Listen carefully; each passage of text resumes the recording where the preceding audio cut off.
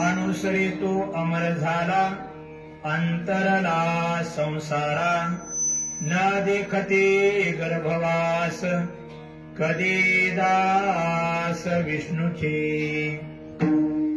विसंबिना माता बाळा विसंबिना माता बाळा तैसा लळा पाळावा न देखते गर्भवास कधी दास विष्णूचे त्रिभुवनी ज्याची सत्ता त्रिभुवनी ज्याची सत्ता तुकया रक्षिता तो झाला न देखते गर्भवास कधी दास विष्णूचे विठ्ठल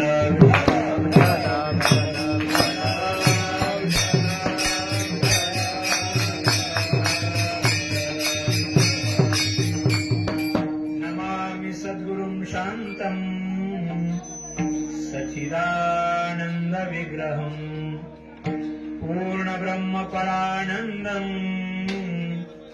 ईशमानन्दि वल्लभम् ब्रह्मानन्दं परमसुखदं केवलं ज्ञानमूर्तिं द्वन्द्वातीतं गगनसदृशं तत्त्वमस्यादिलक्ष्यम् एकं नित्यं विमलमचलं सर्वादिसाक्षिभूतं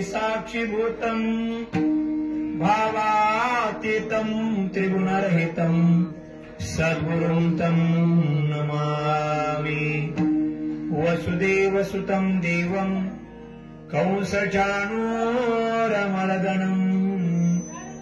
देवकी परमानन्दं कृष्णं वन्दे जगद्गुरुम् मूकं करोति वाचालं पङ्गुं लङ्घयते गिरिं यत्कृपातमहं वन्दे परमानन्दमाधवं पाण्डुरङ्गाकरोत्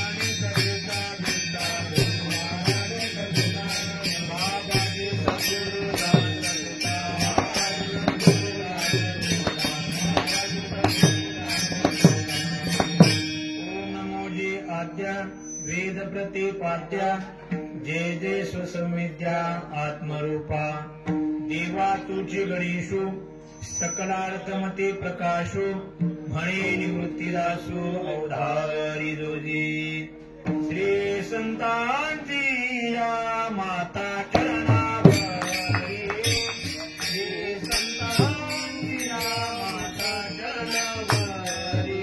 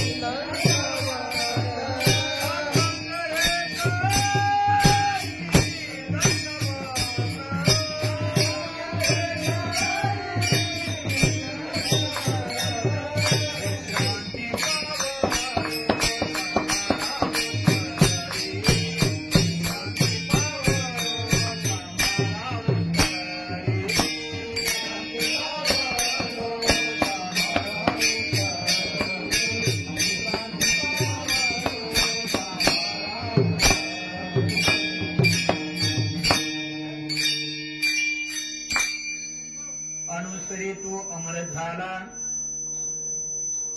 अंतरला संसारा न देखते गर्भवास कधी दास विष्णूचे आनंदादिनंद जगदादिकंद रुक्मिणी प्राण संजीवन अखंड करुणावरणाले भगवान पंढरीश परमात्मा ज्ञानियांचे राजे योग्यांची माऊली, साधकांची मैबाप, वैष्णव अग्रगण्य असणारी श्री ज्ञानोपराय, प्रेमाचा पुतळा, भक्तीचा जिव्हाळा, वैराग्याची महामेरू असणारे श्रीमंत श्री जगद्गुरु तुकोबाराय, पैठण निवासी असणारे शांती ब्रह्म एकनाथ महाराज, गुरुनाम गुरु सद्गुरु जोग महाराज, गुरुनाम गुरु आनंद आश्रम स्वामी महाराज, या सकल साधू संतांच्या कृपेने आणि भगवान परमात्म्याच्या अतीव दयेने, अतीव स्नेहाने, लोहाराच्या भात्याप्रमाणे आपले आजही श्वासोश्वास चालू आहेत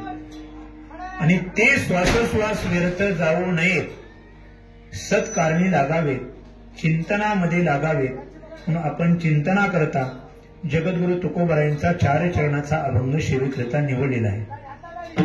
प्रस्तुत अभंगामधून श्रीमंत श्री जगद्गुरु तुकोबाराय म्हणतात की या मृत्यू लोकामध्ये या नरदेहाला तुम्ही प्राप्त केलेला आहे आणि या नरदेहाला आल्यानंतर तुम्हाला जर अमर बनायचं असेल तर भगवान परमात्म्याचं अनुसरण करावं लागेल.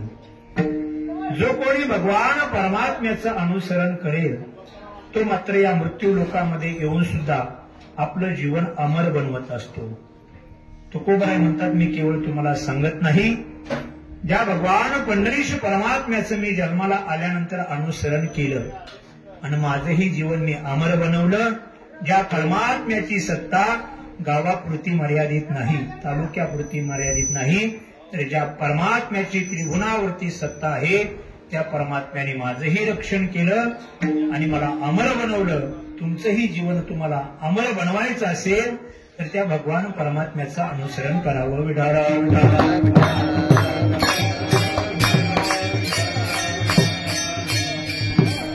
सेवेला प्रारंभ करण्यापूर्वी 2 शब्दाचा परिहार देणं अगत्याचं आहे. सर्वांना ज्ञात आहे, सर्वांना श्रुत आहे की आजची कीर्तन रूपी सेवा कोणत्या निमित्ताने आहे, कोणत्या कारणाने आहे आणि हे वक्त्याचं कर्तव्य म्हणून 2 शब्दाचा परिहार. पवित्र पावन भगवान परमात्म्याच्या दरबारामध्ये वैकुंठवासी कैलासवासी हरिभक्त पारायण शारंगधरजी महाराज बजाबा भोईटे यांच्या 8व्या मासिकानिमित्तच आहे का 7वं मासिक, 8व्या मासिकाच्या निमित्ताने आजची ही कीर्तन सेवा आहे. खरं वास्तविक जर पाहिलं तर भोईटे परिवाराच्या माध्यमातून आजच्या सेवेकरता ज्यांना आज्ञा केली होती असे आमचे गुरुवर्य हरिभक्त पारायण शास्त्री बाबा, त्यांची खरी नियोजित सेवा होती, त्यांना आज्ञा केली होती. पण त्यांनी भोईटे परिवाराला सांगितलं की नाही, मी सेवेकरता उपस्थित राहील पण माझ्या माध्यमातून मी एका महाराजांना मात्र निश्चित घेऊन येतो आणि ते कोणते महाराज असतील तर जे बोलणारे आहेत ते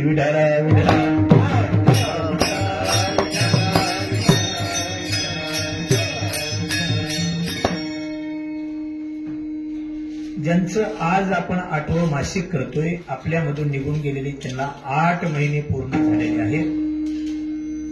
ज्यांच्या मासिकाच्या निमित्ताने आपण कीर्तन करतोय ते निश्चितच आपल्या जीवनामध्ये पुण्याची सामुग्री कमवून निघून गेलेले. आपल्या स्थूल नरदेहाला सोडूनही या मृत्यू लोकातून निघून गेल्यानंतर त्यांच्या गोड जेवणाकरता, गंगापूजनाकरता, दशक्रियाविधी करता किंवा मासिका करता जरी या ठिकाणी भगवान परमात्म्याची हरिभक्ती होत असेल, चिंतन होत असेल तर त्यांनी जीवन आपलं निश्चितच पवित्र घडवलेलं आहे. विठाला विठाला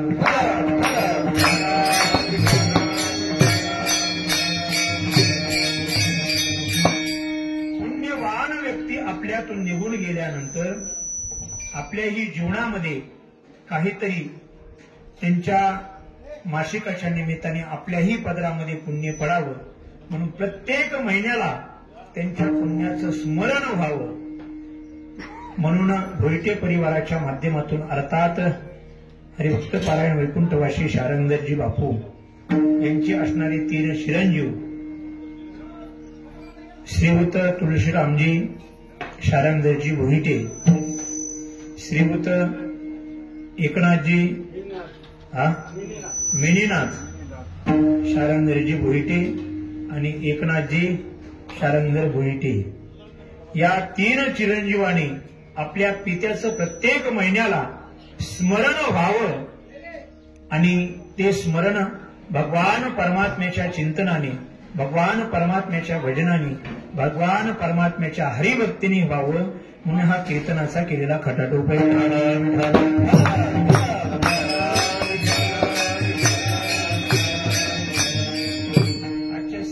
सर्व ज्येष्ठ श्रेष्ठ मंडळी या ठिकाणी उपस्थित आहेत.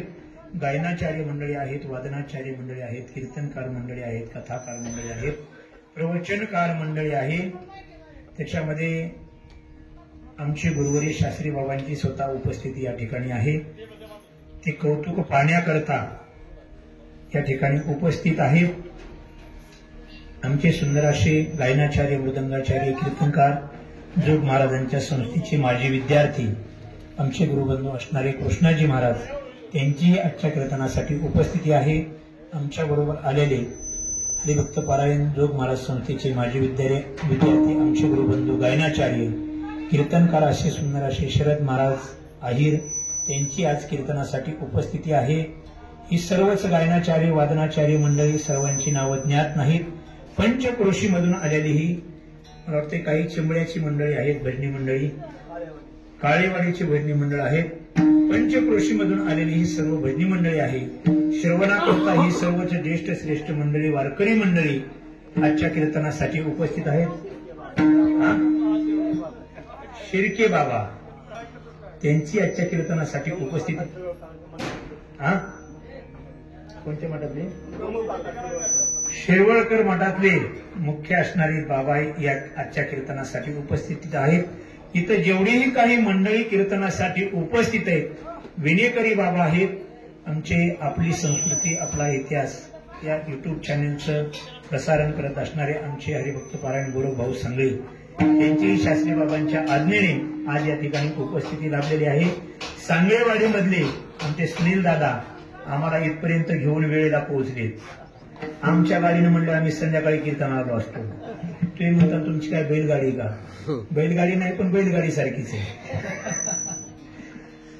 सुनील दादा जगताप तेही आजच्या कीर्तनासाठी उपस्थित आहेत. मातृवर्ग आहे, पितृवर्ग आहे.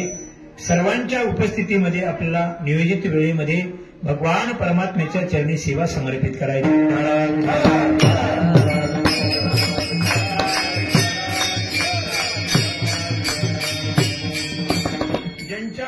मासिका निमित्ताने आपण या ठिकाणी आज चिंतन करतोय की आपल्यातून निघून गेलेले 8 महिने झालेले, पण 8 महिने गेल्यानंतरही 8 महिन्यानंतर त्यांच्या पुण्याचं स्मरण आपल्याकडून व्हावं, आपल्या जीवनामध्ये काहीतरी पुण्य घडावं, कारण त्यांनी आपलं जीवन पुण्यात्मक बनवलेलं होतं.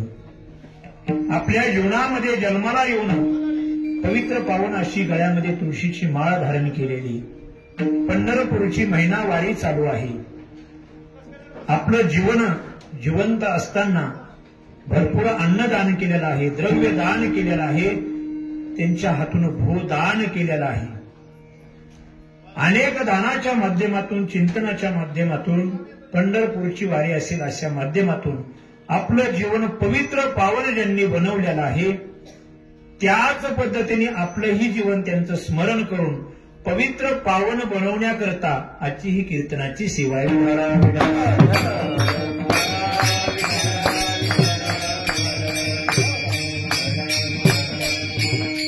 मासिकाच्या निमित्ताने स्मरण आपल्याला घडतंय, आपलं परम भाग्य आहे. पुण्यवंत व्हावे घेता सज्जनाची नावे, नेघे माझी वाचा तोटे, नेघे माझे वाचा तोटे, महालाभ मुखासाठी. सज्जनाची नावे घेता पुण्यवंत व्हावे. आपला सज्जनाचं नाव आपल्या मुखाला घेऊन आपला नरदेह, आपलं जीवन पवित्र पावन करण्याचा हा एक योग आहे. आणि अशा पवित्र पावन आत्म्याच्या मासिका निमित्ताने माझ्यासारख्या एका पामाराला शास्त्री महाराजांच्या आज्ञेवरून सेवा घडते, हे माझं मी परम भाग्य समजतोय. ज्यांच्या स्थूल शरीराशी, स्थूल जीवनाशी माझा कुठल्याही प्रकारचा संबंध नव्हता, ज्यांना मी प्रत्यक्ष पाहिलेलंही नाही, तरी या ठिकाणी येऊन त्यांच्या मासिकाच्या निमित्ताने मला कीर्तनाची सेवा करण्याचा योग येतोय. याचा अर्थ या जन्मामधले जरी काही ऋणानुबंध माझे नसतील तरी आज त्यांची सेवा करण्याचा योग येतोय. त्याचं कारण आहे पूर्वजन्मीचं काहीतरी पुण्य मानावं लागतं. तुका म्हणे मज नघडता सेवा पूर्व पुण्य ठेवा ओढवला. त्यांची सेवा या जन्मात तर मला कुठल्याच प्रकारची घडलेली नाही, तरी त्यांच्या मासिकाच्या निमित्ताने सेवा करण्याचा योग येतोय. पूर्व पुण्य ठेवा ओढवला. आज काहीतरी पूर्वजन्मीची पुण्य सामुग्री उदयाला येऊन या ठिकाणी मला कीर्तनाचा योग येतोय. विठाला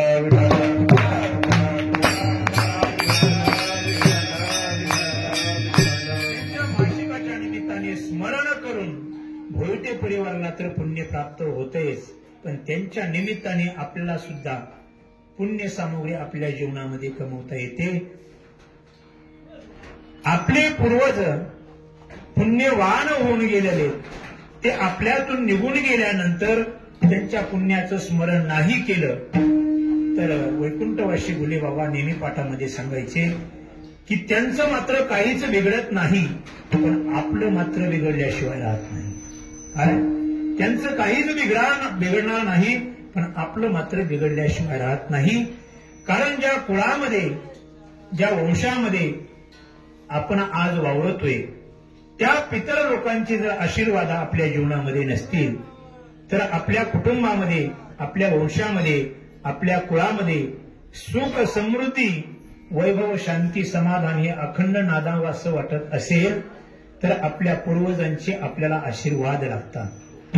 आणि पूर्वजांचे आशीर्वाद नसतील, आपल्यावर ते पूर्वज आपल्यातून निघून गेलेले अतृप्त असतील, असंतुष्ट असतील तर आहा कटा त्याचे करीते पितर वंशी दुराचारी पुत्र झाला. जर असे पितर त्याच्या नावाने जर ज्या लोकांमध्ये गेलेले असतील तिथून जर त्याच्या नावाने आहा कटा त्याचे अर्थात त्याच्या नावाने बोंबा जर मारत असतील तर त्याला त्याचे आशीर्वाद मिळत नाही. त्यांच्या मासिकाच्या निमित्ताने, गंगापूजनाच्या निमित्ताने, वर्षश्राद्धाच्या निमित्ताने त्या कुळातील जर पुत्र लोक आपलं कर्तव्य अन्नदानाच्या माध्यमातून, ज्ञानदानाच्या माध्यमातून, वस्त्रदानाच्या माध्यमातून पूर्ण करत असतील तर ते पितर मात्र त्यांना आशीर्वाद दिल्याशिवाय राहत नाही. तुका म्हणे पितर आशीर्वाद दे.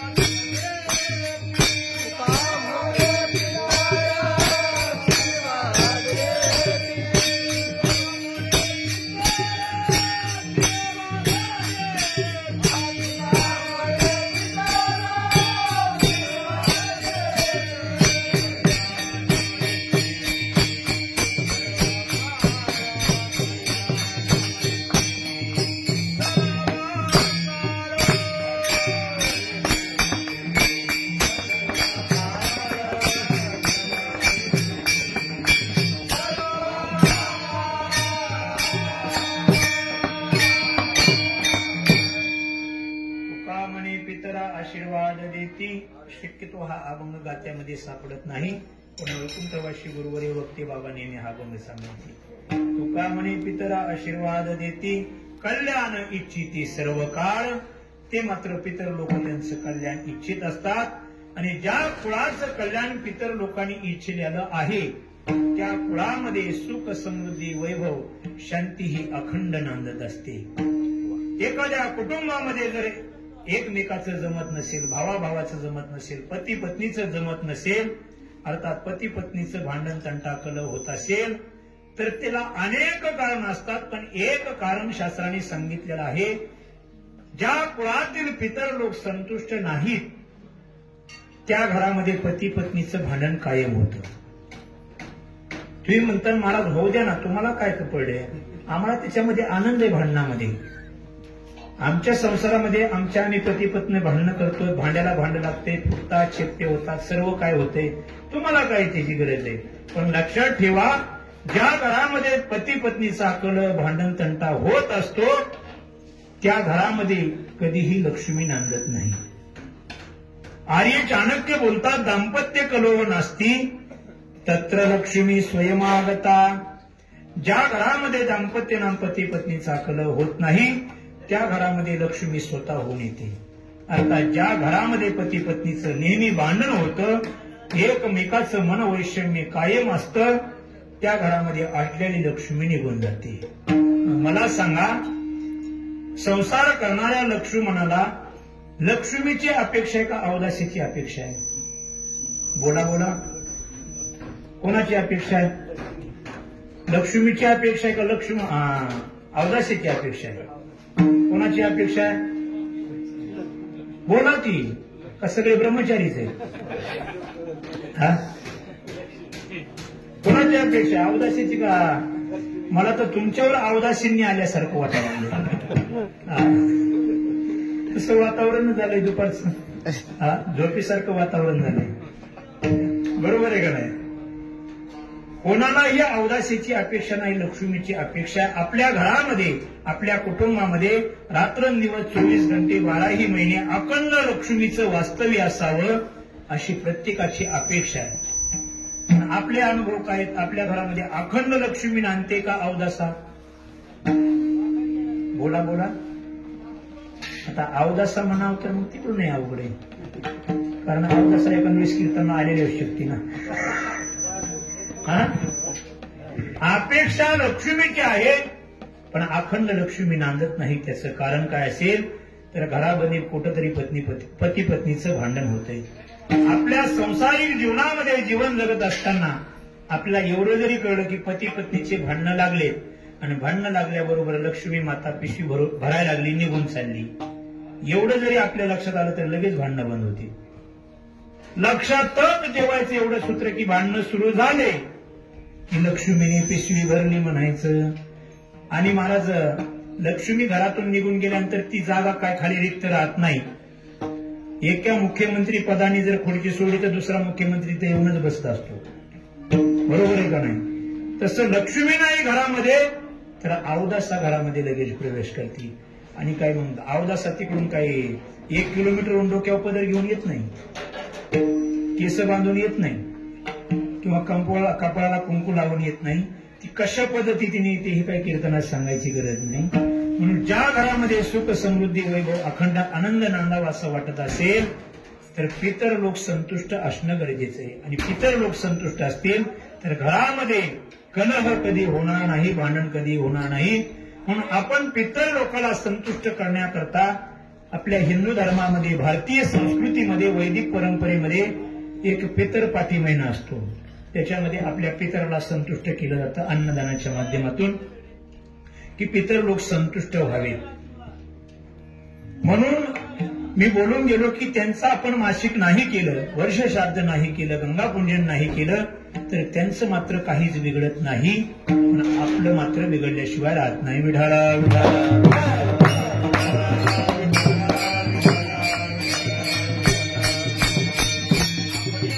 मासिकाच्या निमित्ताने कीर्तन नाही केलं तर त्यांचं जगामध्ये कोणीच कीर्तन करणार नाही असं मात्र नाही.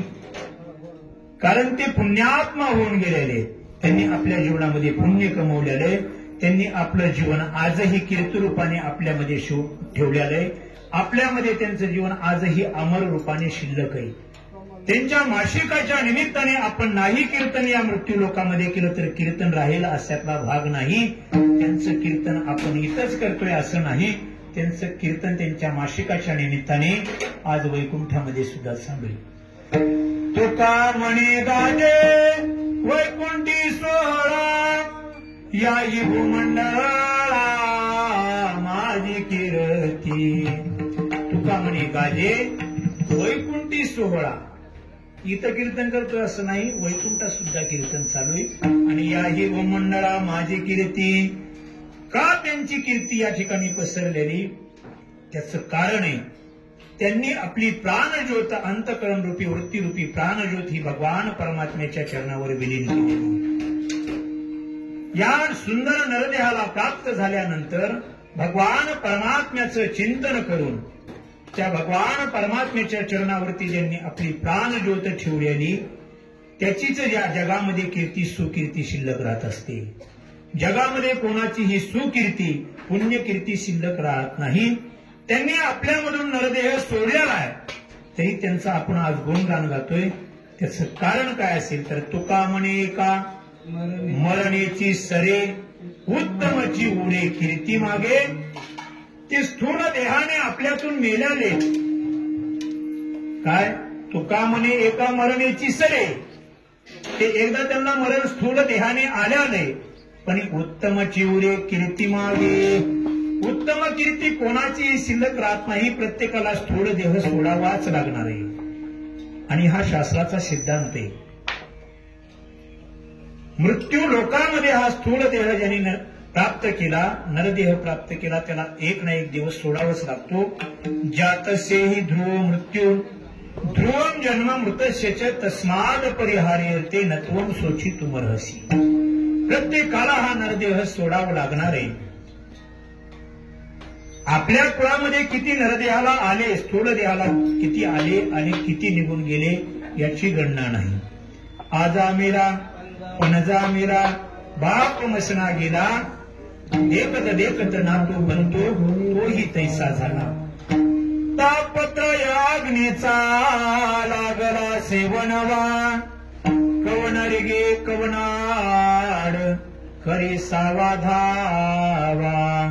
3 तापरूपी अग्नीचा प्रत्येक जीवाच्या पाठीमाग ज्ञानोबराय म्हणतात वनवा लागलाय. आणि त्या वणव्यामधून वाचण्याकरता मात्र धावाधाव चालू आहे. आणि ती धावाधाव करत असताना त्याच्या खालचं चरण आहे, आजा मेला पंजा मेला बाप मसना गेला, देखत देखत नातू पंतो तोही तैसा झाला. पण या 3 तापरूपी अग्नीमधून पण कोणी वाचलेला नाही.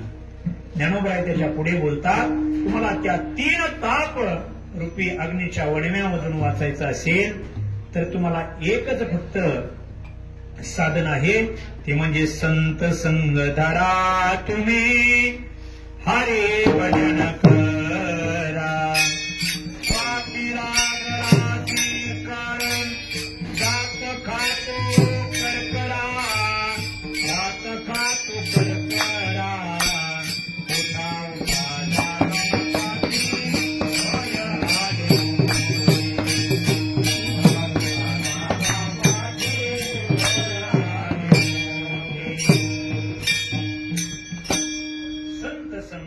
तुम्ही हरे भजन करा.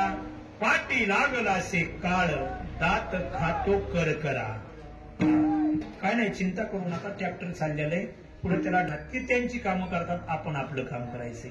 इकडे स्लॅब टाकणारे त्यांचं काम चालू आहे, ट्रॅक्टर चालवणारे त्यांचं कीर्तनाच्या. पण माणसाचा स्वभाव आहे, ज्या कामामध्ये डोकं लावलंय तिथं न लावता इतर. म्हणजे आपली चूक नाही, ती ब्रह्मदेवाने चूक करून ठेवलेली. कोणी ठेवलेली? ब्रह्मदेवाने चूक करून ठेवलेली. आपले इंद्रिय अंतर्मुख बनत नाहीत, ते बहिर्मुख बनवलेले त्यांनी बनवताना चूक केली. परांच खाणी वेतृण स्वयंभू तस्मात परान पश्यती न तू अंतरात्मन. कीर्तन चालू असतानाही कीर्तनामध्ये वृत्ती राहत नाही, ती ट्रॅक्टरकडे जाते. ती आपली चूक नाही, ती ब्रह्मदेवाची चूक आहे.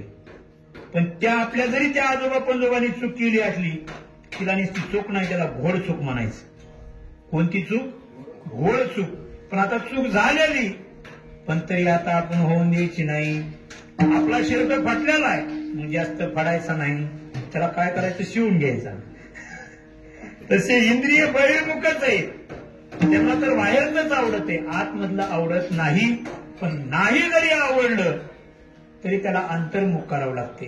ज्ञानोबराय बोलतात ना, हिताशी जे जे निके ते इंद्रिया सदाची दुःखी एरवी योगासारखे सोपे काय आहे. इंद्रियाचा स्वभाव आहे जे हिता करता चांगलं जे आहे ते कधीच त्यांना आवडत नाही. काय हिता करता जे चांगलं आहे ते कधीच आवडत नाही. गावरान गाय आवडत नाही आणि जर्सी आवडल्याशिवाय राहत नाही.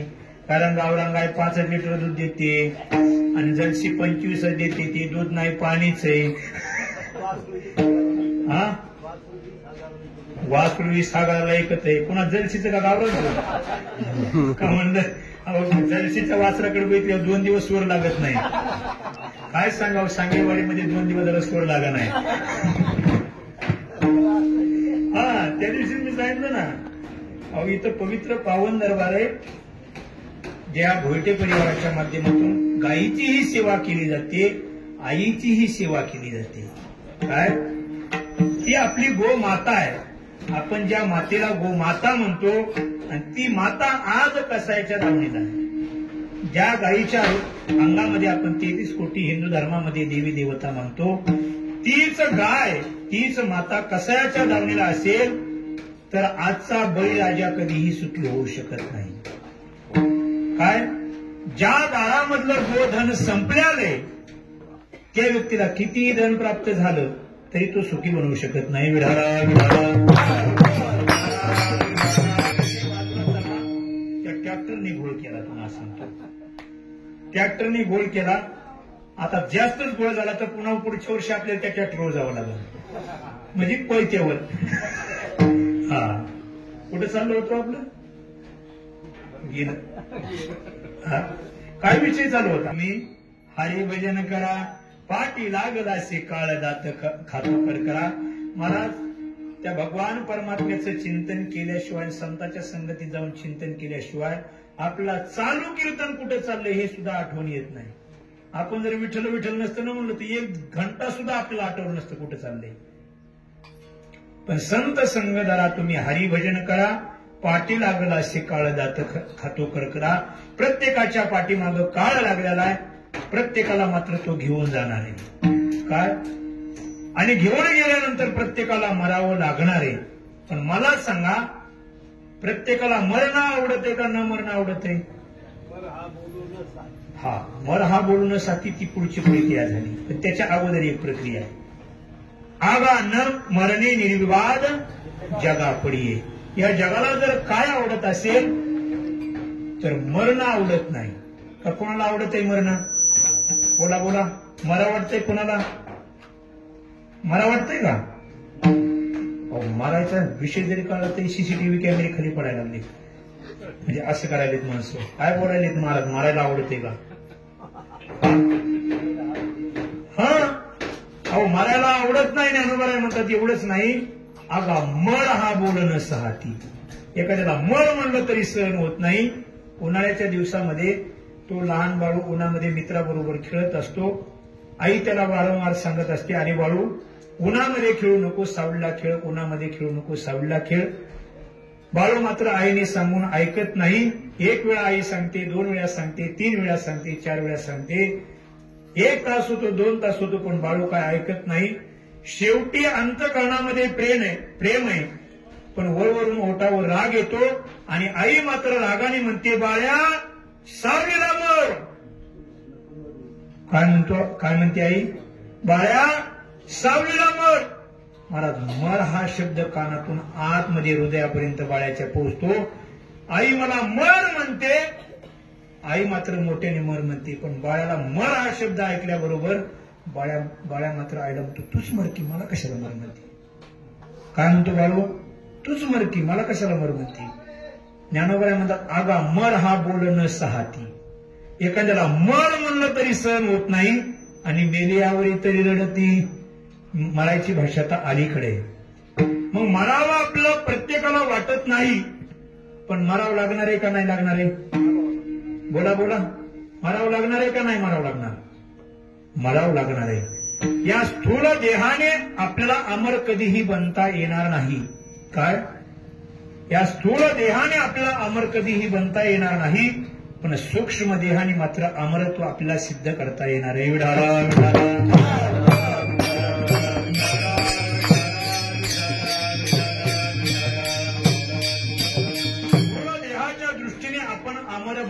शकत नाही, कारण हा स्थूल देह अमर नाही, हा मरणारा आहे, नाश काय. न जायते मेयते वा कदाचिन नायम भूत्वा भविता वा न भूयाः. हे परमात्म्याचं वर्णन आहे. पण या स्थूल देहाच्या पाठीमाग उलट आहे. अस्ति जायते विपरिणमते अपक्षीयते आणि विनश्यती. हे 6 विकार ज्या नरदेहाच्या पाठीमाग लागले. या स्थूल नरदेहाला घेऊन आपण अमर कधीही बनू शकत नाही. आपल्या या स्थूल देहामध्ये जो सूक्ष्म नरदेह आहे, पंच प्राण, पंच ज्ञानेंद्रिय, पंच कर्मेंद्रिय, मन, बुद्धी, चित्त आणि अहंकार या 19 तत्वांनी किंवा 17 तत्वांनी बनलेला जो लिंग शरीर आहे, सूक्ष्म शरीर आहे, अंतःकरणाची वृत्ती आहे, त्या अंतःकरणाच्या वृत्तीने मात्र प्रत्येकाला अमर बनता येतं. विढाळा विढाळा. मला सांगा, आपला जो अनुभव आहे हा अमरत्वाचा अनुभव आहे का मरत्वाचा अनुभव आहे? बोला बोला. आपण अमरत्वाने बोलतो का मरत्वाने बोलतो? जरा थोडं कठीण चाललंय हे. पण आता काय सांगणार ना, आपल्याला मरायचं नाही म्हटल्यानंतर अमरच सांगावं लागेल ना. आपला अनुभव मरका आहे, अमरत्वाचा अनुभव नाही. पण अपेक्षा मात्र अमरत्वाची. काय अपेक्षा मात्र अमरत्वाची. पण आपल्याला परत परत मरावं लागतंय आणि परत परत जन्माला यावं लागतंय. काय परत परत जन्मणं, परत परत मरणं, पुनरपी जननम पुनरपी मरणम हा संसार आपल्या पाठीमाग लागला. किती वेळा जन्म यावे किंवा नित्य व्हावे फलित, किती जन्म झाला फेरा, गणित नाही जी दातारा, पडिलो आवर्ती भोवरा, बहु थोडा वळशिया. विद्यारण्य स्वामी म्हणतात, पूर्वते कर्म भोगाळे कर्म कंतुंचे भुंजिते, नद्यामिवा पिता वर्तादा वर्तांतरा माशुते, व्रजंतो जन्मनो जन्म लबंते नैव निवृत्तीं परा. कर्म शिल्लक आहे म्हणून जन्माला यायचं, जन्माला आल्यानंतर परत कर्म करायचं, परत ते कर्म परत भोगायला यायचं, परत ते भोगत असताना परत कर्म करायचं. व्रजंतो जन्मनो जन्म लभंते नैव निवृत्तीं पराम. असे किती जन्म झाले आणि किती वेळा आपण जन्माला आलो, किती वेळा निघून गेलो, पण त्या परम सुखाला आतापर्यंत प्राप्त झालो नाही. आपला अमरत्वाची इच्छा आहे, पण आपण अमर बनत नाही. या जगामध्ये फक्त अमर एकच आहे. काय? तो म्हणजे भगवान परमात्मा आहे. कोण आहे? एकच आहे, तो भगवान परमात्मा, सच्चिद आणि आनंद स्वरूप. तो सततत्वाने युक्त आहे याचा अर्थ अमर आहे. चित तत्वाने युक्त आहे याचा अर्थ स्वयंप्रकाश आहे. आणि आनंद स्वरूप आहे. आपल्याला सतही असावं वाटतंय, चितही असावं वाटतं आणि आनंद स्वरूपही असावं वाटतं. पण आपला अनुभव घेतला तर आपण सतही नाहीत, चितही नाहीत आणि आनंद स्वरूपही नाहीत. मग आपला अपेक्षा तर सत्तत्वाचीही आहे, चित्तत्वाची आहे आणि आनंदाची आहे. मग अपेक्षा अमरत्वाची, पण अमर बनत नाही. परमात्मा एक अमर आहे आणि ज्यांनी परमात्म्याला प्राप्त केलेला आहे ते मात्र देव म्हणजे संत आहे. काय?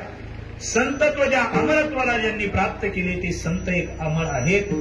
आपल्या स्वबळावर तर आपण त्या अमरत्वापर्यंत पोहोचू शकत नाही. कारण आपला अमरत्वाची का अपेक्षा आहे? कारण त्या अमरत्वाच्या शिखरापासून आपण खाली आलेलो. त्या अमरत्वाच्या शिखरापासून खाली आल्यामुळे त्या अमरत्वाचा एक अंश बनलो आपण. ममैव अंशो जीवलोके जीवभूत सनातन. आपण त्या परमात्म्याचे अंश बनलो. पण कधीही लक्षात ठेवा, जो अंश असतो तो अंशीची अपेक्षा करत असतो. जो बिंदू असतो तो कधीही सिंधूची अपेक्षा करत असतो. एक पाण्याचा थेंब तो कधीही समुद्राला जाऊन मिळणार आहे. तसं आपण त्या अंशी रूपी परमात्म्यापासून जीवत्वाला अंशत्वाला प्राप्त झालो. त्या अंशाची अपेक्षा आहे अंशीपर्यंत अर्थात परमात्म्यापर्यंत जाण्याची. पण ते अमरत्वाचं शिखर उंच आहे. त्या अमरत्वाच्या शिखरावरून आपण त्या अज्ञानरूपी भ्रमरूपी घसरगुंडीने गणगळत गणगळत खाली आलेलो. पण त्या अमरत्वाच्या शिखरापर्यंत आता आपल्याला जाता येत नाही. कारण आपली गोष्ट अशी झाली, ज्या शिखरापासून आपण खाली उतरलोय, पडलोय, त्या शिखराकडे आपण पाठ केलेली आणि संसाररूपी शिखराची वाट धरलेली. आपल्या अपेक्षा अमरत्वाची, पण आपण दिशेने निघालोय मरत्वाच्या. विढाळा विढाळा.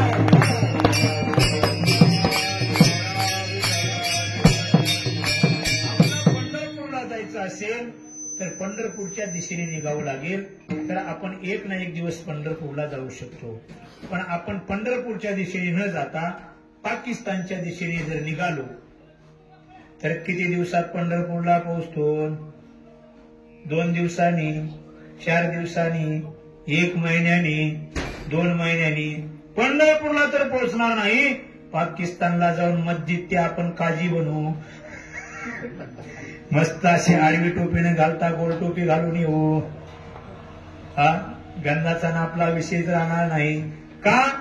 आपण अपेक्षा केली पंढरपूरची, पंढरपूरच्या त्या विटेवरच्या भगवान परमात्म्याची, पण त्याच्या दिशेने निघालो नाही. आपण पाकिस्तानच्या दिशेने निघालो.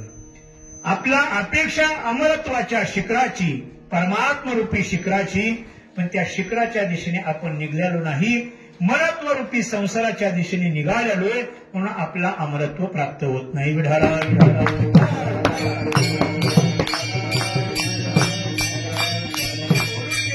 अमरत्वाच्या शिखरापर्यंत संत मात्र पोहोचलेले आहेत. देवमानवी संत, त्यांनी आपलं जीवन अमर बनवलेलं आहे. मरण आती सुटली काया, विचारे या निश्चयी. आमचं जीवन अमर बनलेलं आहे म्हणतात संत. आम्हाला कुठल्याही मरण माझे मरोनी गेले, मज केले अमर. मग आपल्या तर त्या अमरत्वाच्या शिखरापर्यंत जायचंय. आपल्या स्वबुद्धीने, स्वबळाने त्या अमरत्वाकडे जाण्याकरता रस्ता सापडत नाही.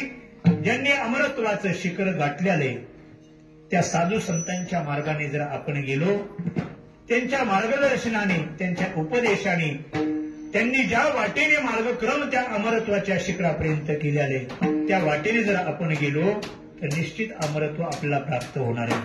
वेद मार्गे मुनी गेले, त्याची मार्गे चालेलो, नकळेची विषयांदा म्हणून उघड बोलेलो, चालता धनुर्धरा तरंगा कारिहार पलो, ज्ञानदेव निवृत्तीचा द्वैत सर्वनी रसलो, धर्म जागो निवृत्तीचा तेने फेरिले पडळ. वेद मार्गे मुनी गेले, त्याची मार्गी चालिलो. मार्ग जाऊन गेले आधी दयानिधी संतती, तेनेची गुंते चालू जाता, न पडे गुंता कोटे काही, मोडोनिया नाना मते देते सिद्धांत सौरसू.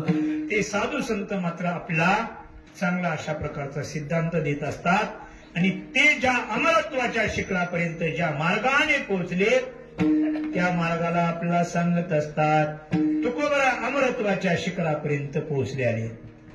जगा काळ खाय आम्ही माथा दिला पाय, किंवा आम्ही माथा दिले पाय, तुका म्हणे काळ आता करून शक्य बळ. त्या अमरत्वाच्या शिखरापर्यंत ते पोहोचलेले. त्यांचा अधिकार आहे. धन्य तुकोबा समर्थ, जेने केला हा पुरुषार्थ. ते पुरुषार्थी तुकोबा आहे. आपल्या स्व नरदेहाला घेऊन साक्षात भगवान परमात्म्याच्या विमानामध्ये बसून गेलेले आहेत. प्रयाण काळी देवे विमान पाठविले, कळीच्या काळा माझे अद्भुत वर्तले, मानव देह घेऊन निजधामा गेले, निळामणे सकळ संता तोषविले. ते तुकोबरा अमरत्वापर्यंत पोहोचलेले. तुकोबरा म्हणतात, हे सामान्य जीवाओ, तुम्ही अंश रूपाला आलात, तुमची अंशीकडे जाण्याची अपेक्षा आहे. तुम्हाला अमर बनावं वाटतंय, तुम्हाला मरावं वाटत नाही. पण तुमची जी साधना चाललेली ती मरत्वाच्या दिशेने चाललेली, अमरत्वाच्या दिशेने चाललेली नाही. ज्या अमरत्वाची तुम्हाला अपेक्षा आहे त्या अमरत्वरूपी शिखराचं तुम्ही अनुसरण करायला लागा. त्या अमरत्वरूपी शिखराकडे तुम्ही तुमचं तोंड वळवा. त्या अमरत्वरूपी शिखराकडे तुमचं मुख वळवल्यानंतर त्या अमरत्वरूपी शिखराचं अनुसरण जर तुमच्या जीवनामध्ये तुम्ही कराल तर तुमचं जीवन अमर बनल्याशिवाय राहणार नाही. अभंगाचं पहिलं चरण. सर्व तो अमर झाला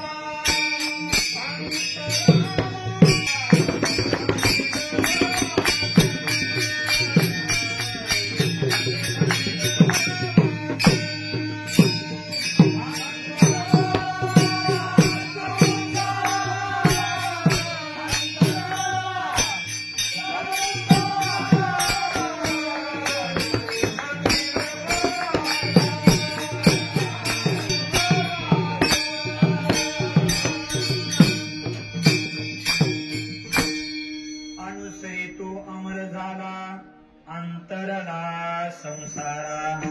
तुकोबराय म्हणतात तो अमर झाला. लक्षपूर्वक ऐका. मधून मधून जरी ते नाईट सिस्टीम चुई चुई करत असली तरी त्याचा विक्षेप मला आहे, तुम्हाला नाही. त्याच्यामुळे तुम्ही लक्षपूर्वक ऐका. अभंगातले बोल पहा. तुकोबराय म्हणतात तो अमर झाला. कोण? अनुसरे तो.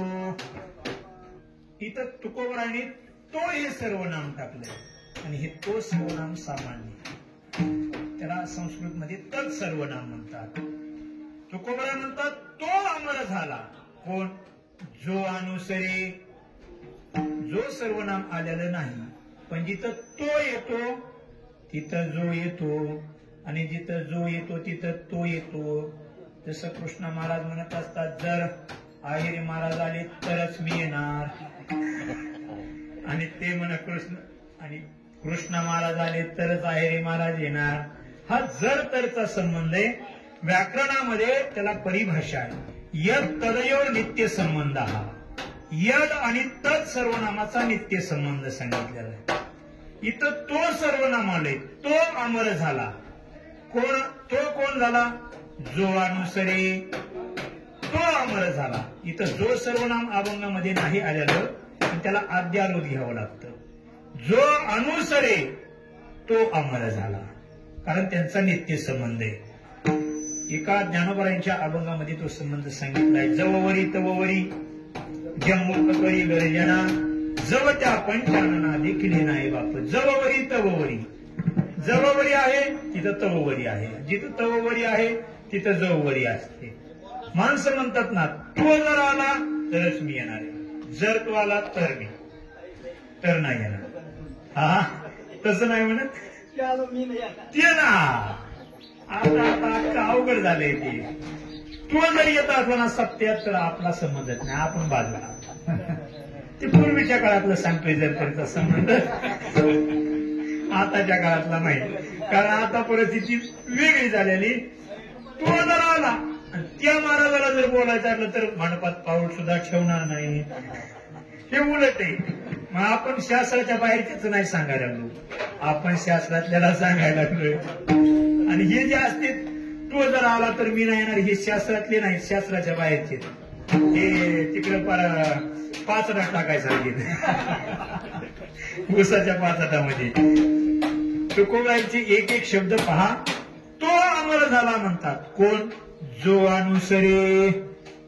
जो अनुसरण करतो तो या जगामध्ये अमर बनतो. पण अनुसरण नेमकं कोणाचं करायचं हे पहिल्या चरणामध्ये सांगितलं नाही. आपण दुसऱ्या चरणामधून एक शब्द घेऊया. न देखती गर्भवास कधी दास विष्णूचे. हा विष्णू शब्द जो आलेला आहे हा पुढच्या चरणामधला आहे, पण तो आपल्याला पाठीमागच्या चरणामध्ये घ्यावा लागतो.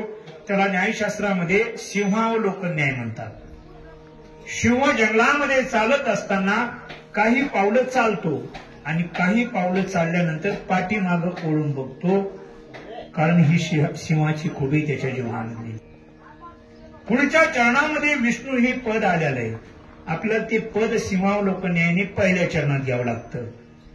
जो विष्णूचं अनुसरण करतो, हा नाही करू द्या, पण विष्णू परमात्म्याचं अनुसरण करतो तो अमर झाला. कोण अमर बनतो? जो भगवान परमात्म्याचं अनुसरण करतो तो अमर बनतो. पण महाराज अनुसरण अनुसरण अनुसरण म्हणजे नेमकं काय करणं? लक्षपूर्वक ऐका. स्मरण वेगळे, मरण वेगळे, सरण वेगळे, अनुकरण वेगळे आणि अनुसरण वेगळे. 5 गोष्टी.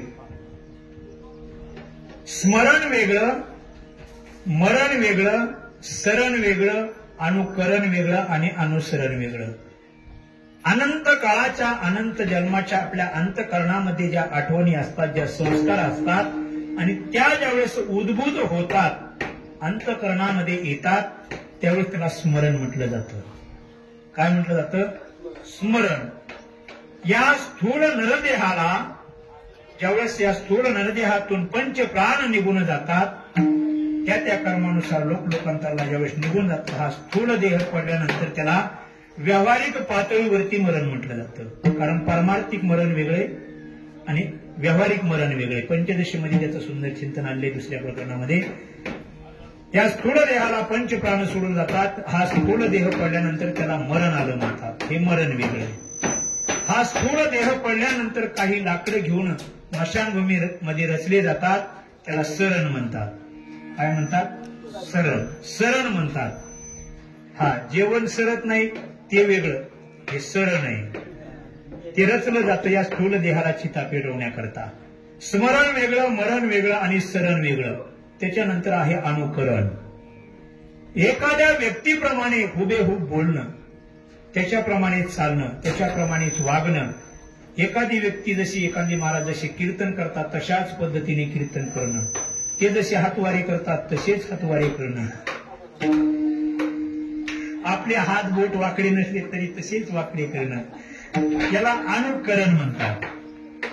पण एखाद्या व्यक्तीला जसं अपेक्षित आहे त्या व्यक्तीच्या मनोगताप्रमाणे आपलं जीवन जगणं, अर्थात त्या व्यक्तीने जशा पद्धतीने आपला सिद्धांत सांगितलेला आहे, ज्या पद्धतीने मार्ग सांगितलाय, किंवा त्या व्यक्तीच्या तत्वानुसार चालणं, याला अनुसरण म्हणतात.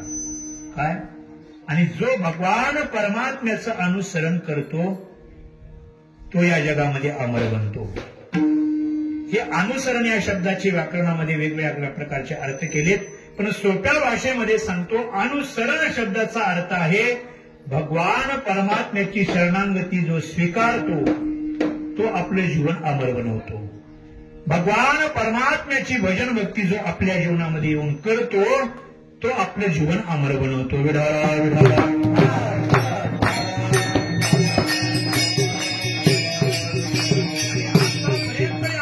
लोकांमध्ये जेवढे जेवढे अमरत्वाला प्राप्त झालेले आहेत त्यांनी मात्र भगवान परमात्म्याची शरणागती स्वीकारलेली, भगवान परमात्म्याची भजन भक्ती केलेली, ते त्या जगामध्ये अमरत्वापर्यंत पोहोचलेली. मग ती कुठलीही भगवान परमात्म्याची भक्ती असेल, श्रवणम कीर्तनम विष्णू स्मरणम पादसेवनम अर्चनम वंदनम दास्यम सख्यम आत्मनिवेदनम, 9 प्रकारच्या भक्तीपैकी कुठलीही भक्ती स्वीकार करा, अर्थात त्या भक्तीच्या माध्यमातून परमात्म्याचं अनुसरण करा. आपलं जीवन अमर बनल्याशिवाय राहत नाही. कारण कुठल्याही भक्तीच्या माध्यमातून अमरत्व कसं प्राप्त होतं, एका अभंगामध्ये सांगितलंय.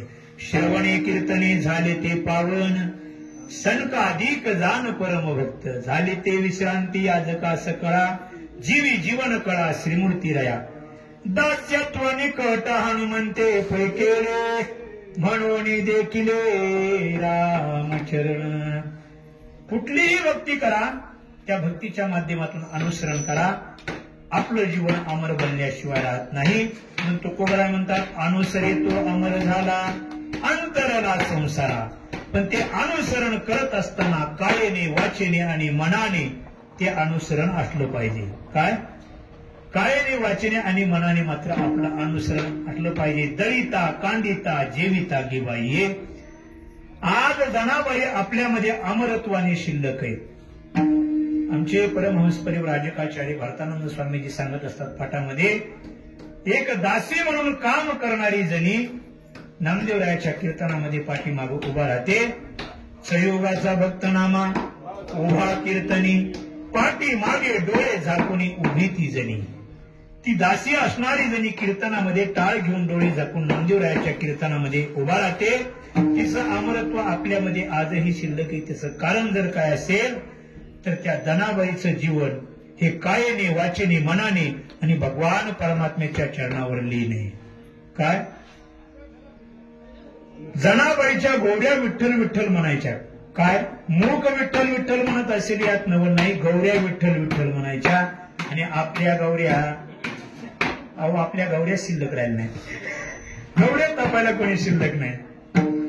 त्या जनाबाईचा अधिकार एवढा आहे की जणी म्हणे ज्ञान देवा बोला अभंग.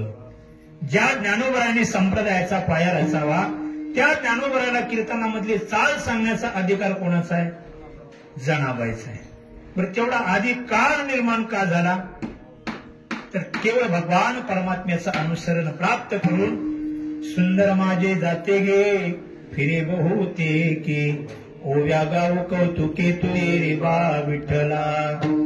सासू आणि सासरा धीर तो तिसरा, ओव्या गाव भ्रातारा तुये रे बा विठ्ठला.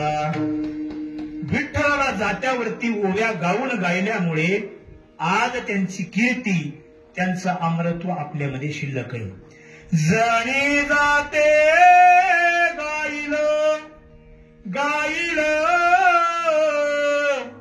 जणी जाते गाईल, कीर्ती राहील. जणी जाते गाईल, थोडासा लाभ होईल तू ये रे बा विठ्ठला विठ्ठला. सुंदर माझे जाते गे जाते गे, सुंदर माझे जाते गे. हा माईक काढला तरी एवढाच आवाज येते मला. पण कसं आहे, माईकही नाराज होऊ नये म्हणून ठेवला. कसं आहे, किती छोटं पद असलं तरी ज्याला त्याला त्या त्या पदाची मान मान्यतेची अपेक्षा असते. तसे माईक हे महाराज ते काढलं तरी तुमच्यापर्यंत माझा आवाज येणार आहे, कारण त्या माईक पेक्षा माझाच भोंगा मोठा आहे. विठाला जणी जाते गाईल, कीर्ती राहील. आजही जनाबाईची अमरत्वाने आपल्यामध्ये कीर्ती शिल्लक आहे, कारण कायेने वाचेने भगवान परमात्म्याचं अनुसरण केलंय. मी बोलून गेलो की जनाबाईचं मुख विठ्ठल विठ्ठल म्हणत असेल यात नवल नाही. जनाबाईच्या गौऱ्या सुद्धा विठ्ठल विठ्ठल म्हणायच्या. हे जनाबाईच्या जीवनामधलं भगवान परमात्म्याचं अनुसरण आहे. चोखोबाराय जिवंत असताना चोखोबारायचं मुख विठ्ठल विठ्ठल म्हणत असेल यात नवल नाही. चोखोबाराय भिंत कोसळून ज्यावेळी त्यांचा नरदेह संपला, गेल्यानंतरही चोखोबारायांची हाड विठ्ठल विठ्ठल म्हणायचे. हे भगवान परमात्म्याचं अनुसरण आहे. तुकोबाराय भामचंद्र डोंगरावरती, घोराड्या डोंगरावरती, भंडाऱ्या डोंगरावरती प्रत्येक दिवस भजन करण्याकरता जायचे. तुकोबरायांचं मुख विठ्ठल विठ्ठल म्हणत असेल यात नवल नाही. तुकोबराय ज्या पाऊल वाटेने जायचे त्या पाऊल वाटेचे रजत कण सुद्धा विठ्ठल विठ्ठल म्हणायचे.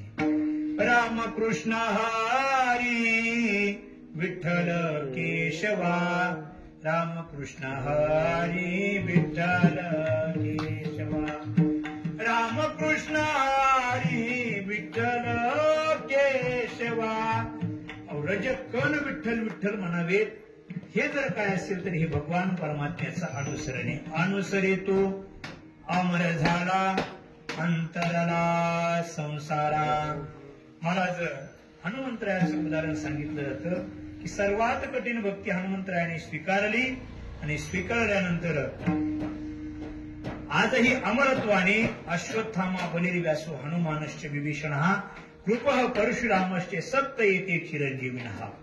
आजही अमरत्वाने प्रत्येक गावागावामध्ये अधिष्ठान प्रभूंचं चिंतन करण्याकरता त्या अयोध्येमध्ये असणाऱ्या प्रभूंचं सगळा प्रसार प्रचार करण्याकरता गावोगावामध्ये हनुमंतराय हे चिंतनाच्या रूपाने आजही शिल्लक आहे. दास्यत्व भक्ती करावी आणि दास्यत्व भक्ती संपली की हातामध्ये चिपुळ्या घ्याव्यात आणि एखाद्या झाडावरती जाऊन बसावं, गिरीवरती बसावं, कंदरावरती जावं आणि भगवान परमात्म्याचं नामचिंतन गावं. राम राम राम राम राम, जय राम राम राम राम राम. दशरथ नंदन राम राम राम, दशमुखी मर्दन राम राम राम, पशुपती रंजन राम राम राम, अनाथ रक्षक राम राम राम, राम राम राम राम राम, जय राम राम राम राम राम. त्या चिंतनाचा परिणाम काय झाला असेल तर आपलं जीवन मरत्वाकडे नाही बनवलं, आपलं जीवन अमरत्वाकडे. म्हणून अनुसरे तो अमर झाला अंतरला संसारा. तुकोबराय म्हणतात जोही त्या भगवान परमात्म्याचं अनुसरण करेल ते गुणसंकीर्तनाच्या माध्यमातून असेल, नामसंकीर्तनाच्या माध्यमातून असेल, लीला संकीर्तनाच्या माध्यमातून असेल किंवा स्वरूप संकीर्तनाच्या माध्यमातून असेल, चारही कीर्तनाच्या माध्यमातून जो कोणी भगवान परमात्म्याचं अनुसरण करेल, शरणागती स्वीकारेल, तो अमर झाला. आणि अमर झाल्यामुळे परिणाम अंतरला संसारापासून तो मात्र अंतरतो. अर्थात त्याच्या जीवनामध्ये संसारापासून कसा अंतरतो याचं उत्तर मात्र अभंगाच्या दुसऱ्या चरणात.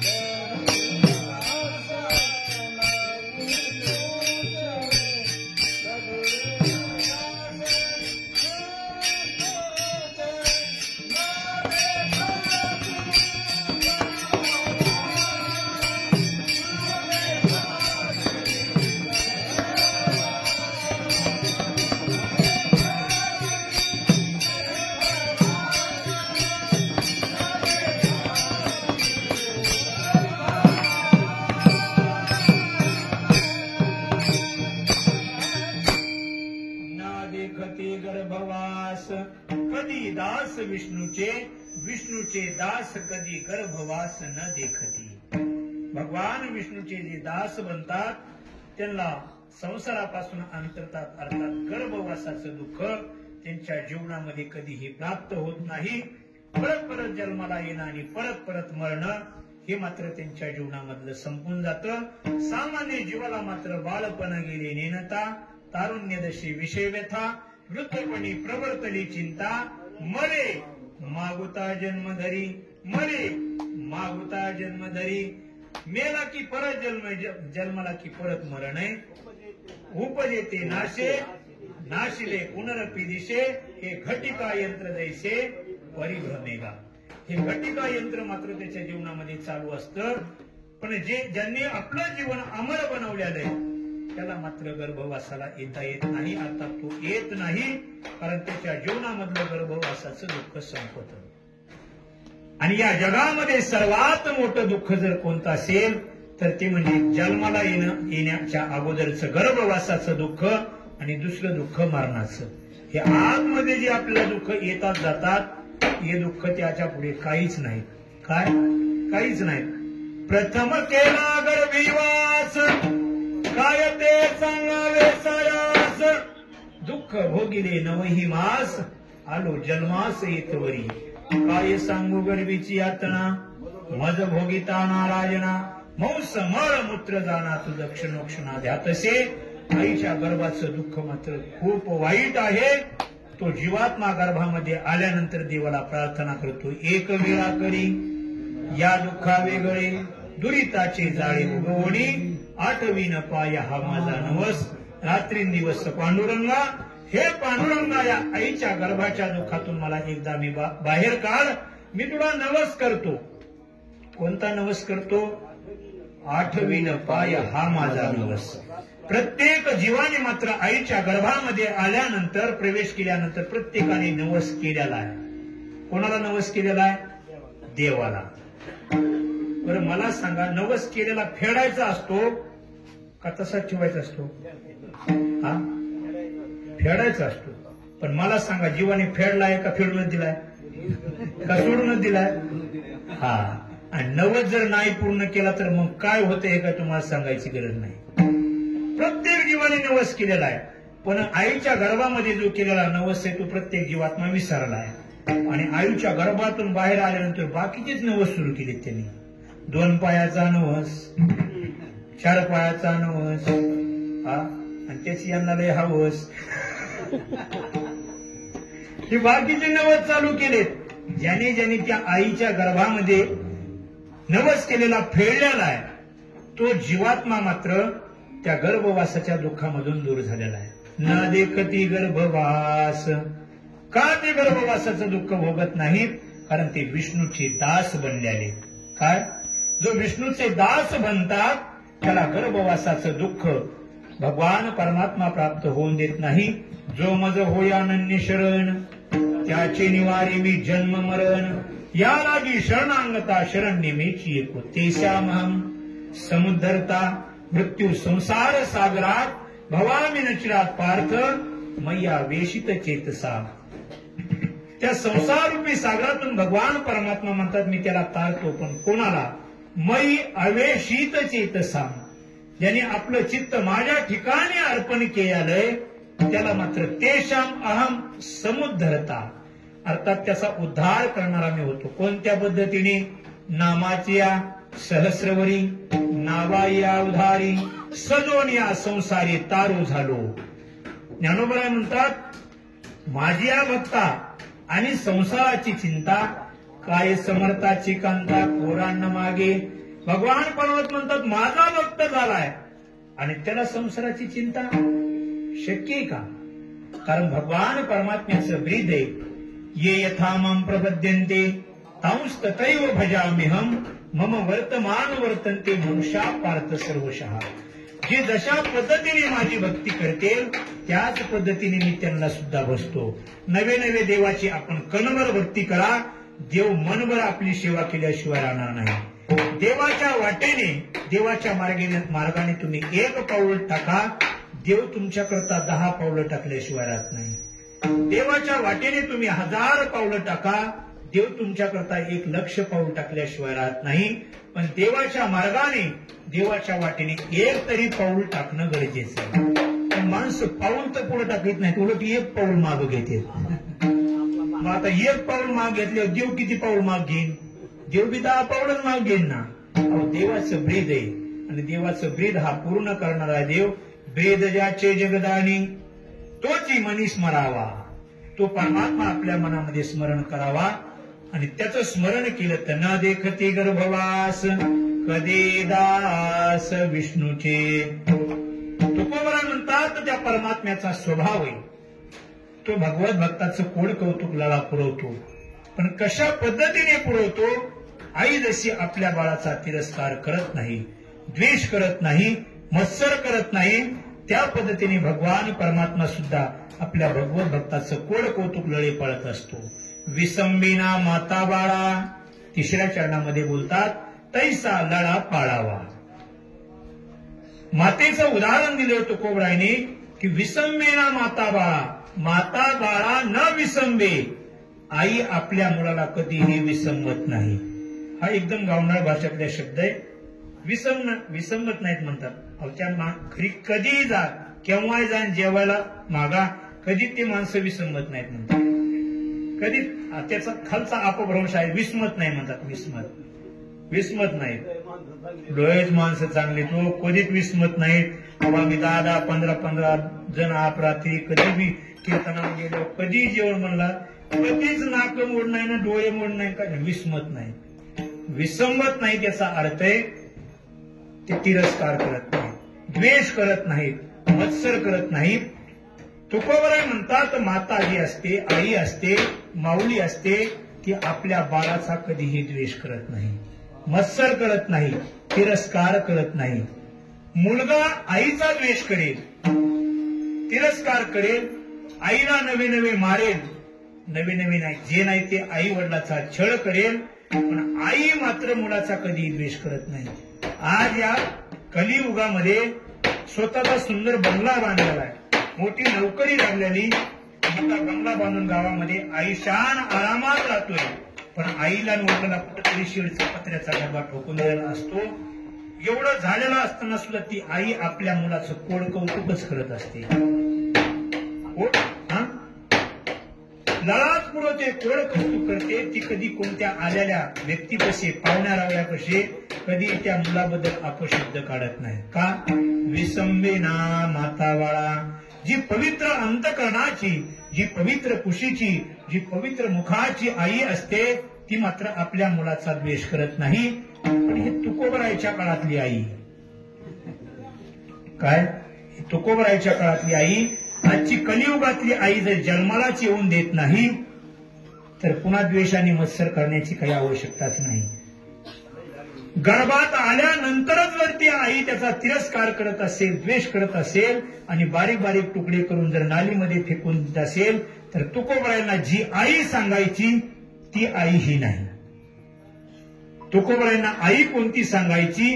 ज्या आईची कुश पवित्र आहे, ज्या आईचं अंतकरण शुद्ध आहे, ज्या आईचं मुख शुद्ध आहे, ती आई तुकोबराय या अभंगातून सांगतात. तुकोबराय कुठल्याही आईला या अभंगामध्ये घ्यायला तयार नाहीत, कुठल्याही मातेला घ्यायला तयार नाहीत. तुकोबरायांनी भगवान परमात्म्याच्या तोडीला उदाहरण दिले मातेचं. त्याचं कारण काय असेल तर एका बाजूला देव आहे आणि एका बाजूला माता आहे. का मातेचं उदाहरण घेतलं असेल तर मातृदेव भव, वेदाचा संदेश आहे, माता ही देवच आहे, म्हणून देवाचा स्वभाव सांगण्याकरता मातेचंच उदाहरण घेतलंय. कारण का? माता ही देवच आहे. वेद सांगतोय मातृदेव भव. पण जी आई माता देव तुल्यप्रमाणे राहते ती अपेक्षित आहे. जी आपल्या मुलाचा तिरस्कार करते ती नाही.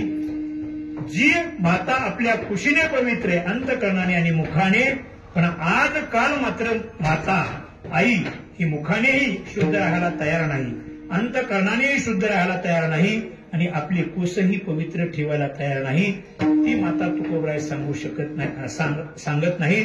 जी छत्रपती शिवाजी महाराज ज्या मातेच्या उदरी जन्माला आले त्या मातेची कुश किती पवित्र असेल. पण आपल्या महाराष्ट्राचं दुर्दैव आहे, राष्ट्रमाता जिजाऊ माँसाहेब या छत्रपती शिवाजी महाराजांना जन्म देतात. त्या शिवाजी महाराजांना इतिहासाचे, पुराणामधले, भागवतामधले, रामायणामधले धडे शिकून स्वराज्य निर्माण करायला सांगतात. त्या राष्ट्रमाता जिजाऊ माँसाहेबांच्या जयंतीला आपल्या महाराष्ट्राच्या भूमीमध्ये, हिंदू धर्मामध्ये, भारतीय संस्कृतीमध्ये, वैदिक परंपरेमध्ये त्या राष्ट्रमाता जिजाऊ माँसाहेबांच्या जयंती दिवशी शाळेतल्या पोराला अंडे खाऊ घातले जातात. जिजाऊ मातेच्या जयंती दिवशी गावागावातून फेऱ्या काढल्या जातात आणि फेऱ्या काढल्यानंतर ज्यावेळेस विसर्जन होतं त्या फेरीचं, आणि फेरीचं विसर्जन झाल्यानंतर त्या दिवशी विवेकानंदांची ही जयंती येते, संत राष्ट्रमाता जिजाऊ माँसाहेबांची जयंती येते. आणि त्या विवेकानंदाच्या जयंतीच्या निमित्ताने आणि राष्ट्रमाता जिजाऊ माँसाहेबांच्या जयंतीमुळे त्या ठिकाणी अंडे वाटले जातात. हे वारकरी संप्रदायाला, साधू संतांच्या भूमीला आणि आपल्या हिंदू धर्माला, हिंदू संस्कृतीला हे लांछनास्पद आहे. आणि त्याला जर कारणीभूत कोण असेल तर सत्ताधारी. विठाला विठाला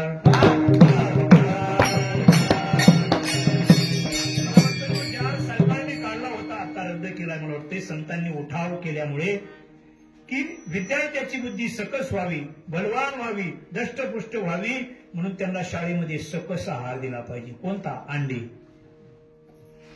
अहो, आपली साधू संतांची भूमी, आपण हिंदू आहोत, आपली भारतीय संस्कृती आणि आपली वैदिक परंपरा आहे. आणि आपल्या वैदिक परंपरेमध्ये जर असे विपरीत जर आपल्याला चाळी सुधरत असतील तर आपल्या हे देशाला, आपल्या संस्कृतीला घात करणारे विचार आहेत. काय घात करणारे विचार आहेत? तो जाड करण्याच्या अगोदर जर सत्ताधाऱ्यांनी भगवद्गीता वाचली असते तर सकस आहार काय आहे, सात्विक आहार काय आहे हे सत्ताधाऱ्याच्या लक्षात आलं असतं. पण सत्ताधाऱ्यांनी कधी गीता नावाचा ग्रंथ स्वप्नातही पाहिलेला नाही तर त्याच्यामध्ये सात्विक आहार 16व्या अध्यायामध्ये 17व्या अध्यायामध्ये काय सांगितलंय, कसं काय कळेल? आयुष सत्व बलारोग्य सुख प्रीती विवर्धना रस्या स्निग्धा स्थिरारोग्या आहारा सात्विक प्रिय आहार. या जगामध्ये सात्विक आहार काय आहे, रजोगुणी आहार काय आहे आणि तमोगुणी आहार काय आहे आणि कोणता आहार घेतल्यानंतर विद्यार्थ्याची बुद्धी वाढेल. आयुष सत्व बलारोग्य आयुष्य सत्वनाम बुद्धी आयुष सत्व बल वाढेल. आयुष सत्व बलारोग्य सुख प्रीती विवर्धना सुख वाढेल आणि एकमेकाबद्दल प्रेम वाढेल. या 5 गोष्टी ज्या आहारामधून निर्माण होतात तो रस्या स्निग्धा स्थिरारोग्या आहारा सात्विक प्रिय आहार. भगवान परमात्मा अर्जुनाला सांगतात की हे अर्जुन हा सात्विक आहार आहे आणि हा जर आहार शाळेमध्ये ठेवला तर विद्यार्थी 5ही प्रकारे धष्टपुष्ट बलवान आरोग्यवान एकमेकाबद्दल प्रेम तयार करणारे होतील. पण हा भगवद्गीतेचा ना आपला संबंध आहे, वारकऱ्याचा संबंध आहे, ज्यांनी हिंदू धर्माला मानलेलं आहे त्याचा संबंध आहे. पण जे हिंदू धर्माला मानतच नाहीत, आपल्या सत्तेकरता मताकरता कशाकरता स्वतःच्या स्वार्थाकरता इतर धर्माचा स्वीकार करतात आणि आपल्या धर्मावर ग्लानी आणतात. म्हणून अशा प्रकारचे जे करतात. मी बोलत होतो आणि जर अशा प्रकारचे मुलाला शाळेमध्ये संस्कार लावले तर कसं काय आपल्या भारतीय संस्कृतीचं उत्कर्ष होईल? होणार नाही. मी सांगत होतो विसंबेना माता बाळा तैसा लळा पाळावा. आई जशी आपल्या लेकराचा तिरस्कार करत नाही, द्वेष करत नाही, मत्सर करत नाही, त्या पद्धतीने तैसा लळा पाळावा. भगवान परमात्मा त्या पद्धतीने आपल्या भक्ताचा लळा पाळतो. तुकोबराय म्हणतात मी तुम्हाला सांगतोय अशातला भाग नाही. माझाही त्या भगवान परमात्म्याने लळा पाळला, कोर कौतुक पाळलं. पण ज्या भगवान परमात्म्याने मला अमरत्व दिलं, ज्या भगवान परमात्म्याने माझं रक्षण केलं, त्या भगवान परमात्म्याची सत्ता ग्रामपंचायतपुरती नाही, नगरपालिकेपुरती नाही, हा आमदारकीपुरती नाही, खासदारकीपुरती नाही, महाराष्ट्रापुरती सत्ता नाही, देशापुरती सत्ता नाही, जगापुरती सत्ता नाही. ज्या परमात्म्याची त्रिभुवना एवढी सत्ता आहे, अर्थात त्रिभुवनावर ज्या परमात्म्याची सत्ता आहे त्या भगवान परमात्म्याने स्वतः माझं रक्षण करून माझं कोड कौतुक पुरवलेलं आहे. अभंगाचे शेवट चरण. त्रिभुवन ज्याची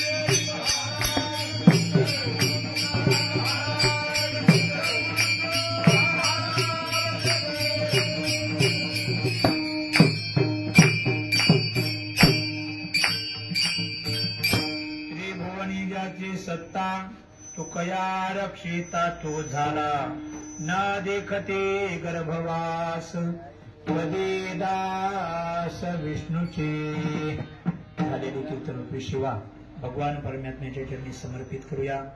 वैकुंठवासी हरिभक्त पारायण शारंगजी महाराज यांच्या चरणी समर्पित करूया. तुम्हा मातृतुल्य पितृतुल्य श्रोतृवर्गाच्या चरणी समर्पित करूया. बाबांच्या आज्ञेने आज सेवा करण्याचा योग आला. तुमच्या समोर 2 शब्द बोलण्याचा योग आला. जे काही बरोबर आहे ते वारकरी शिक्षण संस्था सद्गुरू जोग महाराज यातील ब्रह्मनिष्ठ गुरुवर्यांचा आहे. गुरु डॉक्टर नारायण महाराजांचा आहे आणि परमहंस परिव्राजकाचार्य भरतानंद स्वामीजींचा आहे.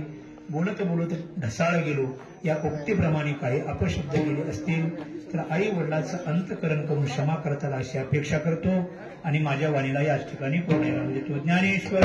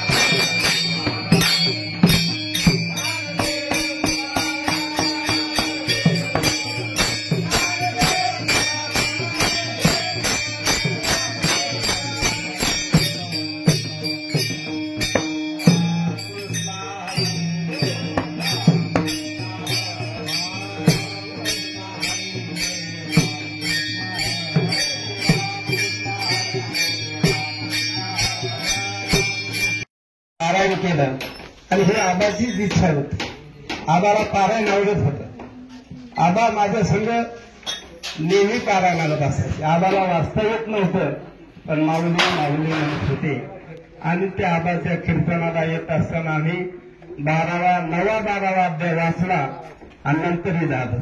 कारण आबाला जे आवडत होतं तेच काम आम्ही केलं आणि आबाने या ठिकाणी ते गेले दिगंबर ईश्वर होते राहिल्या त्या कीर्ती जगामध्ये.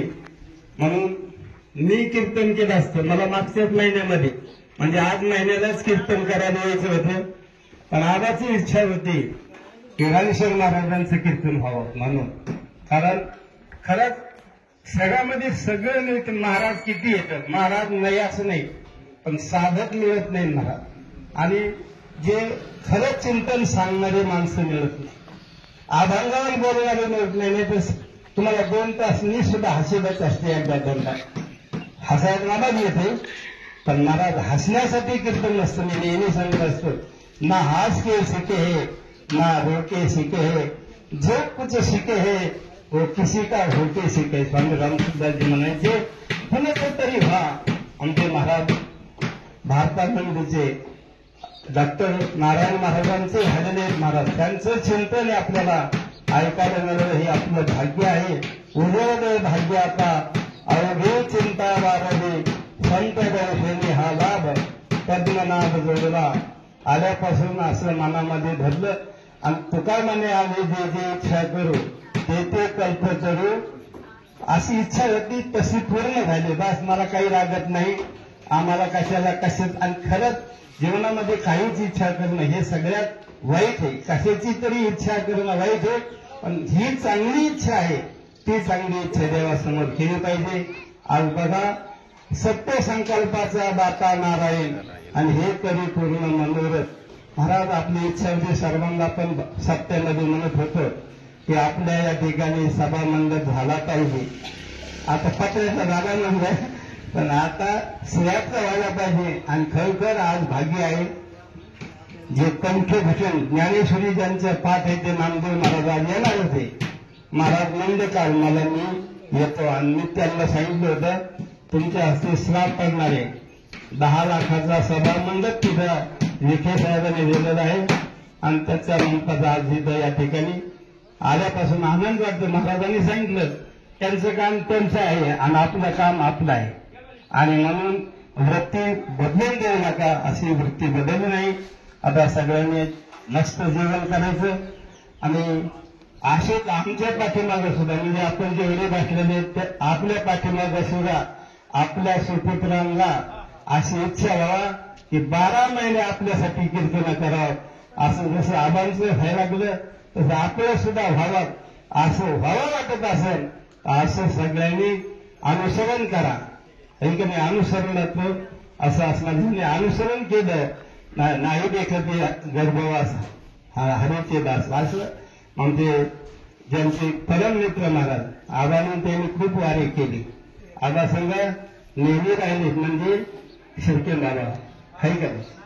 आणि ते आज या ठिकाणी आले आणि सगळी मंडळी आज दर महिन्याला येते.